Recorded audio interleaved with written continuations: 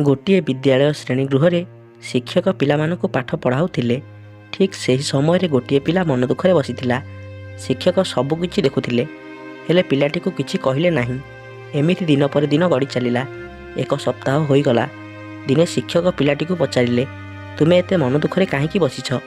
ଅନ୍ୟ ପିଲାମାନଙ୍କ ପରି ତୁମେ କାହିଁକି ହସ ଖୁସିରେ ରହୁନାହଁ? ନା କୌଣସି ପ୍ରଶ୍ନ ପଚାରୁଛ, ନା ଉତ୍ତର ମଧ୍ୟ ଦେଉଛ? କିଛି ସମୟ ପରେ ପିଲାଟି ଉତ୍ତର ଦେଲା, ଅତୀତରେ ମୋ ସହିତ କିଛି ଖରାପ ଘଟିଯାଇଛି।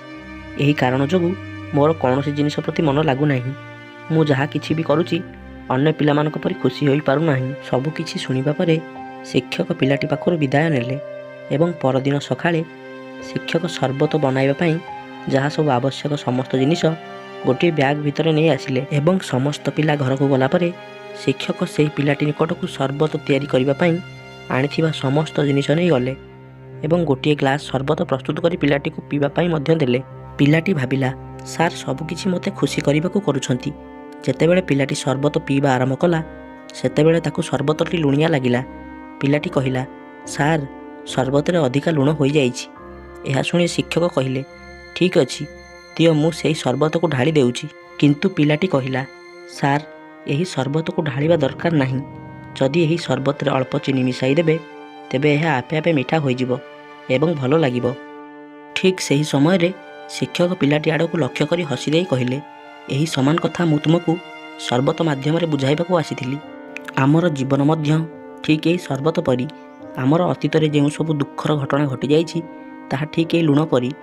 ଯେଉଁପରି ଏହି ଲୁଣିଆ ସର୍ବତରେ ଚିନି ମିଶାଇବାରୁ ସର୍ବତର ସ୍ୱାଦ ବଦଳି ଯାଉଛି, ସେହିଭଳି ଭାବରେ ଆମ ଜୀବନରେ ଘଟିଯାଉଥିବା ଦୁଃଖ ସହ ଯଦି କିଛିଟା ହସ ଖୁସିର ମିଶ୍ରଣ କରିଦେବା, ତ ଜୀବନଟା ପୁଣି ସୁଖପୂର୍ଣ୍ଣ ହୋଇଯିବ।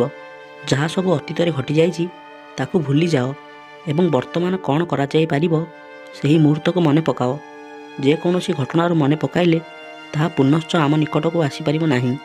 ବର୍ତ୍ତମାନ ଯାହା ହୋଇପାରିବ ସେହି କଥାକୁ ଭାବ ଏବଂ କିଛି ନିଷ୍ପତ୍ତି ନେବା ଆଗରୁ 100 ଥର ଭାବିକି ଦେଖ। ଏମିତି କିଛି ନିଷ୍ପତ୍ତି ନିଅ ଯେଉଁ ନିଷ୍ପତ୍ତିରେ ତୁମର ଉନ୍ନତି ହେବା ସହିତ ତୁମ ପରିବାର ଏବଂ ତୁମ ଅଞ୍ଚଳର ମଧ୍ୟ ଉନ୍ନତି ହେବ ଏବଂ ତୁମ ଜୀବନ ପୁଣି ହସ ଖୁସିରେ ପୂର୍ଣ୍ଣ ହୋଇ ଉଠିବ।